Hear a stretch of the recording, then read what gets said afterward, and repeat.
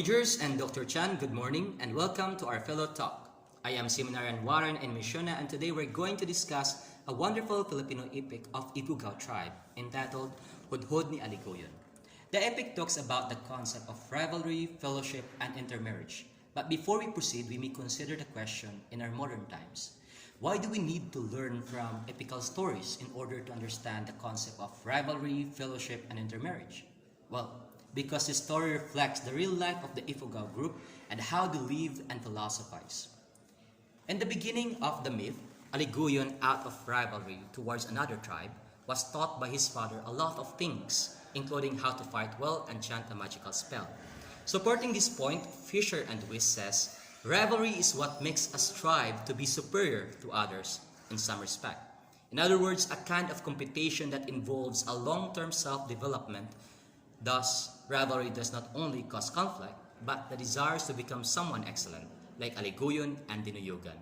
Additionally, in the middle of the epic, both Aliguyon and Dinuyugan, after a long period of fighting, come into terms of reconciliation, as both realize that they are equally great warriors. They learn to respect each other and become friends. In other words, they learn to treat each other as a fellow human being, not as means to get glory, but as an ends in themselves or a fellowship, sharing one's best interest. As Kant says, treat humanity never simply as means, but always as ends. Thus, instead of viewing each other as competitors, they realize that they have equal values, leading to fostering a genuine friendship. Lastly, in the end of the epic, Aliguyon married Bugan, the younger sister of Dinuyugan, emphasizing the intermarriage culture of the Ifugao. Intermarriage is a union between partners of different ethnicities or race. Don Rodriguez Garcia believed that intermarriage is a barrier breaking for individual, leading to the internationalization of intimacy. Thus, intermarriage, Aliguyon, and Bugan contributes positively in the social cultural transformation, challenging prejudices and stereotypes between ethnicities or race. However, these 3 points provided in the epic encounters a different objection. First, about rivalry increase unethical behavior or actions that are against our social norms. Thinkers like Geldof, Reed, and Gallo propose that people will be more likely to engage in unethical behavior when competing against their rivals. In other words, they are willing to do whatever it takes that they may use, or different means such as deception, cheating, lying, stealing, to limit the performance of one's rival. Thus, driven by our desires to win, striving to be superior to others, some rivals tend to resort to unethical behavior. Well, the second objection, in the modern times, like in our modern world today, people tend to focus on the economic theory known as capitalism as means of production and profit. The practice of purely profit-driven environment influence how we treat person no longer as ends for themselves but as means for our personal end. Theodore Scholes introduced the human capital theory. He stated that different level of education and training contribute to a different level of wages and salaries.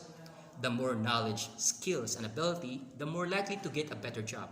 In other words, investment.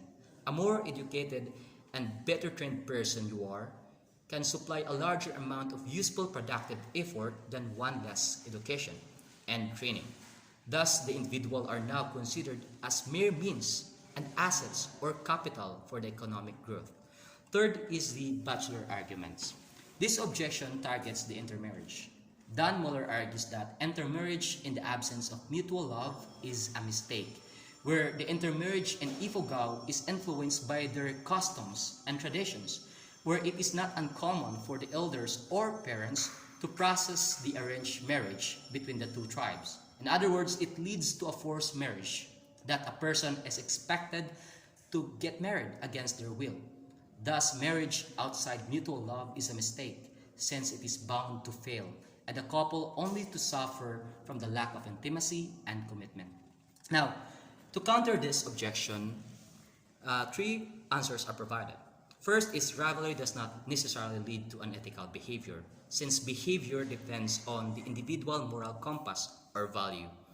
David Angels, in his book The Benefits of the Good Rivalry, suggests that to avoid dirty version of competition, we should have negotiation in rivalry. to allow each other to fight for their share of winning something. Though it is a negotiation, some wins more over the others, but still everyone winning enough that they can feel happy about it. It is a win-win situation. Thus, good rivalry is something we can treasure since they fuel us, push us to achieve our goals in life. Second answer for the second objection on the rise of capitalism, George Resman defended on capitalism by comparing it to socialism. He allowed us to see the real nature of capitalism. It is not about exploiting the individual, rather to fulfill their ends by allowing them to use their own mind for the betterment of their life. Unlike the socialism that exploits the individual for the means for socialist ruler through labor, thus capitalism does not contradict with the idea of Kant in helping a person achieve their personal ends. Lastly, in the bachelor's argument, Robert Epstein called the adage in India like first comes marriage, then comes love, emphasizing that there are different model of marriage and strategies to building love over time. In other words, love is not always in first sight. It can also emerge after marriage, where two people can deliberately create a successful marriage or relationship by contributing to the success of marriage, like the resolve to fall in love over time. Thus, intermarriage, a union of two different ethnicities, seems difficult due to the arranged marriage. But if the people give their best to fall in love, bit by bit over time, love can emerge and triumph despite their differences. In the end, the epic of the Hudhud ni Aliguyon help us understand how rivalry, fellowship, and intermarriage contribute to the progress of humanity and society by depicting the real life and culture of the Ifugao group, how they live and philosophize. That would end our discussion today on Filipino epics. This is Warren and Mishuna here in the Fellow Talk. Thank you for listening and God bless.